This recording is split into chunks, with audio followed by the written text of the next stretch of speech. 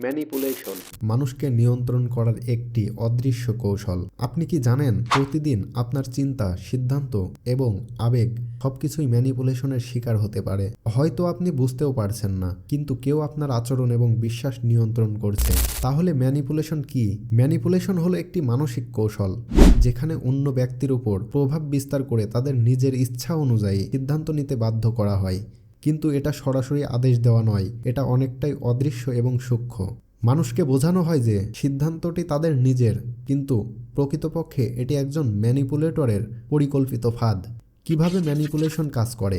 ম্যানিপুলেটররা সাধারণত তিনটি উপায়ে কাজ করে: আবেগ, তথ্য এবং পরিস্থিতি নিয়ন্ত্রণের মাধ্যমে। 1. আবেগের মাধ্যমে নিয়ন্ত্রণ। আপনার আবেগকে ব্যবহার করে সিদ্ধান্তে প্রভাব ফেলা। উদাহরণস্বরূপ, ভয় দেখানো, অপরাধবোধ তৈরি করা বা আপনার দুর্বলতাকে কাজে লাগানো। 2. তথ্যের বিকৃতি। আপনাকে ভুল তথ্য দেওয়া বা শুধুমাত্র আংশিক সত্য প্রকাশ করা, যাতে আপনি সেই তথ্যের উপর ভিত্তি করে ভুল সিদ্ধান্ত নেন। 3. পরিস্থিতি নিয়ন্ত্রণ। পরিস্থিতি এমনভাবে তৈরি করা যাতে আপনি ম্যানিপুলেটরের বিকল্প ছাড়া অন্য কোনো পথ খুঁজে না পান। ম্যানিপুলেশনের উদাহরণ: ধরা যাক একটি অফিসের সিনিয়র ম্যানেজার তার অধীনস্থ কর্মীদের কাজে অতিরিক্ত চাপ দিচ্ছেন। তিনি বলেন, তুমি যদি এই কাজটা শেষ করতে না পারো তাহলে তোমার ক্যারিয়ার ঝুঁকিতে পড়বে।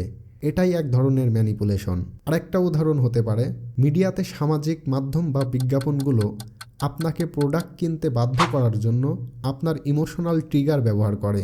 আপনি মনে করেন আপনি প্রয়োজনীয় জিনিস কিনছেন, কিন্তু প্রকৃতপক্ষে এটি ছিল কৃত্রিমভাবে তৈরি করা একটি প্রয়োজন। কিভাবে ম্যানিপুলেশন থেকে বাঁচবেন? 1. সচেতনতা। সবচেয়ে বড় অস্ত্র হলো সচেতনতা। বুঝতে হবে যে কে বা কি আপনাকে প্রভাবিত করছে এবং কেন। 2. তথ্য যাচাই করুন। প্রত্যেকটি তথ্য যাচাই করুন এবং নিশ্চিত হন যে এটি সঠিক এবং নির্ভরযোগ্য উৎস থেকে এসেছে। 3. নিজের আবেগ নিয়ন্ত্রণ করুন।